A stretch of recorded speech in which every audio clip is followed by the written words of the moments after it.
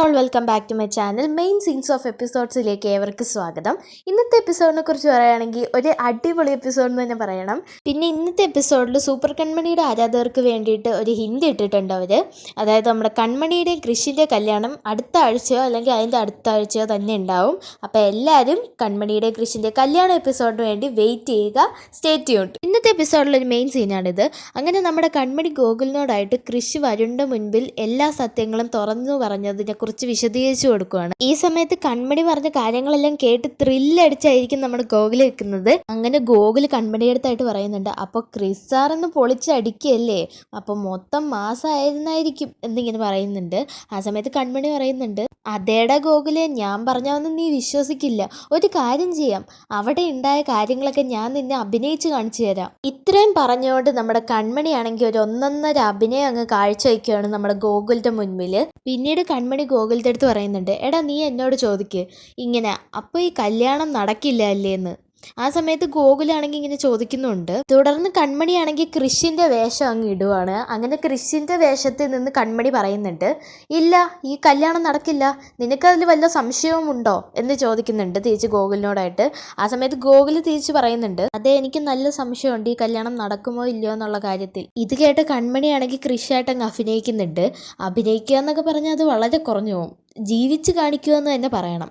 അങ്ങനെ കൺമണി പറയുന്നുണ്ട്, ഇല്ല ഈ കല്യാണം നടക്കില്ല, കാരണം കൺമണിയെ ഞാനാണ് കല്യാണം കഴിച്ചത്, കൺമണിയുടെ കഴുത്തിൽ കിടക്കുന്ന താലി ഞാൻ കെട്ടിയതാണെന്ന് പറഞ്ഞ് കൃഷി ആ കൺമണിയുടെ കഴുത്തിൽ നിന്ന് താലി പൊക്കി കാണിക്കുന്ന ആ ഒരു സീനൊക്കെ കൺമണി അതുപോലെ അനുകരിക്കുന്നുണ്ട്.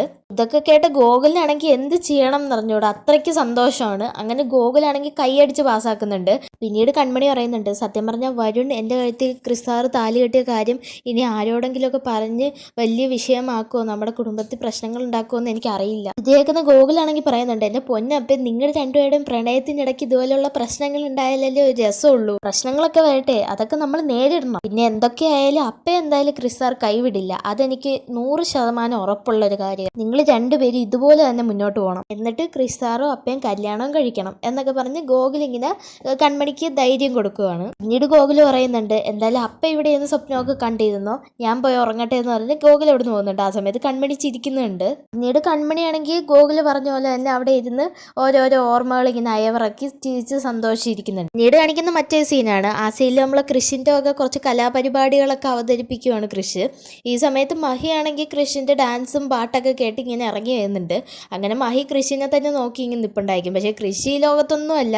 അങ്ങനെ കൃഷി ഡാൻസൊക്കെ കളിച്ച് മഹിയുടെ മുന്നിൽ വന്ന് നിൽക്കുമ്പോഴാണ് മനസ്സിലാവുന്നത് മഹി ഈ വീട്ടിലുണ്ടായിരുന്നെന്ന്. പിന്നീട് കൃഷിനെ കണ്ട മഹിയാണെങ്കിൽ ചോദിക്കുന്നുണ്ട്, എന്താടാ പതിവില്ലാതെ ഒരു ഡാൻസും പാട്ടൊക്കെ. മഹിയുടെ ചോദ്യം കേട്ട കൃഷി പറയുന്നുണ്ട്, എടാ അത് പിന്നെ നമ്മളെ പ്രണയത്തിലൊക്കെ ആയി കഴിയുമ്പോഴേ നമ്മളറിയാതെ തന്നെ ആട്ടവും പാട്ടും ഒക്കെ വന്നിരിക്കും. കൃഷിന്റെ ഈ കുഴഞ്ഞ സംസാരം കേൾക്കുമ്പോൾ ഉടനെ മഹി ചോദിക്കുന്നുണ്ട്, ഇതെന്താടാ പെട്ടെന്നൊരു പ്രണയം. ഇതേക്കുന്ന നമ്മുടെ കൃഷി പറയുന്നുണ്ട്, ഞാൻ പറഞ്ഞ കൺമണിയുടെ കാര്യം. ആ സമയത്ത് മഹി പറയുന്നുണ്ട്, ഓ നീ അത് വിട്, ഇത് എനിക്ക് തോന്നുന്നു കൺമണി ഏതാണ്ട് 1001 അല്ല പെൺകുട്ടിയാവാൻ ഞാൻ സാധ്യതയുള്ളൂ നിനക്ക്. മഹിയുടെ ഈ വാക്കുകളായിട്ട് കൃഷി പറയുന്നുണ്ട്, ഇതുപോലെയൊക്കെ എനിക്ക് ഉണ്ടായെന്നായിരിക്കാം, പക്ഷെ അതൊക്കെ ഫേക്ക് ആയിരുന്നു, പക്ഷെ ഇത് റിയൽ ആയിട്ടുള്ളതാന്ന് പറയുന്നുണ്ട്. കൃഷി പറയുന്ന കേട്ട മഹി പറയുന്നുണ്ട്, പിന്നെ ഇതല്ലേ റിയല്, എടാ ആ കുട്ടി ഒരു പാവമാണ്, നല്ല കഴിവുള്ളൊരു കുട്ടിയാ അവള്, നീ ഇങ്ങനെ ഓരോന്നും പറഞ്ഞ അവസാനം അവളെ പറ്റിച്ചിട്ട് അതിന് ഭയങ്കര വിഷമമാവും. മഹി പറയുന്നതെല്ലാം കേട്ടിട്ട് കൃഷി പറയുന്നുണ്ട്, ഞാൻ അവളെ പറ്റിക്കാനോ, സത്യം പറഞ്ഞാൽ അവളാണ് എന്നെ സ്വാധീനിച്ചത്, ഞാനല്ല അവളെ സ്വാധീനിച്ചത്. സത്യം പറഞ്ഞാൽ അവൾ എന്നെക്കാളും എത്രയോ മുകളിലാ, എന്തെന്നല്ല കഴിവുള്ള ഒരു പെൺകുട്ടി അവള്. കൃഷിന്റെ ഈ ഓരോരോ വാക്കുകൾ കേട്ട മഹി പറയുന്നുണ്ട്, നീ എന്തൊക്കെ പറഞ്ഞാലും നിന്നെ പൂർണ്ണമായിട്ടൊന്നും എനിക്ക് വിശ്വാസമില്ല, അതുകൊണ്ട് നീ ഒരു കാര്യം ചെയ്യും, അവൾ അങ്ങ് താലി കെട്ട്,